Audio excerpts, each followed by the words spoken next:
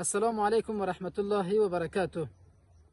Bu rozga ham behtarin bir nusxani sizga men taqdim qilaman va siz ham bu nusxani zehningizga topshiring va bu nusxadan istifoda qiling. Inshaalloh ki bu nusxa sizni dardingizga tegadi va meni ham duoyi nekizdan faromush qilmang.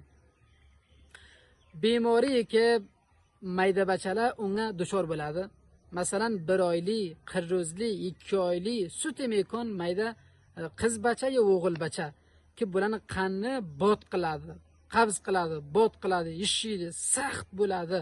Siz parishon bo'lasiz ki bachaga nima bo'libdi?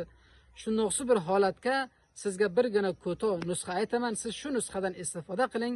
Inshaalloh ki bavasilayi shu nusxai sodda sizni bu marizingiz shifo topadi va siz ham parishonlikdan xalos bo'lasiz.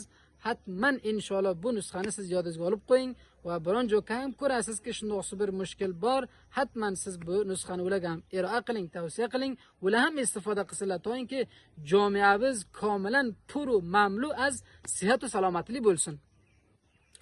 Mayda bachai ki 1 oylikdi, 2 oylikdi shu davr dubarlagadi, qanni bot qiladi. Siz faqat zirai siyo, qara zira, zirai siyo yo zirai ko'yi deydilar. Shu zirani oling, pudar qiling, pudar. Bu zirani olib pudar qiling va ichiga kirting nabot ham gad qilingki shirinroq bo'lsin. Siz bu zirani pudarini ki nabot ham gad qilib siz shiringina narsa bo'ladi. Shu narsani siz agar bacha shirxo'r degan onasi sut beradi, onasiga yediring, onasiga ham yediring. Agar shirixushki ichayotgan bo'lsa, hatman shirixushkini ichiga ham tayling. Agar imkoni bo'lsa bachaga ham yediring. Agar bachaga yedirar imkoni bo'lmadi, onasiga hatman yediring. Onasi ko'proq g'izolarga shundan istifoda qilsin. Har bir narsaga puxtupaz qilib yemoq uchun hatman shundan o'sha narsani ichiga taylasin, zirai suvdan istifoda qilsin. Inshaalloh ki sut solih bo'ladi.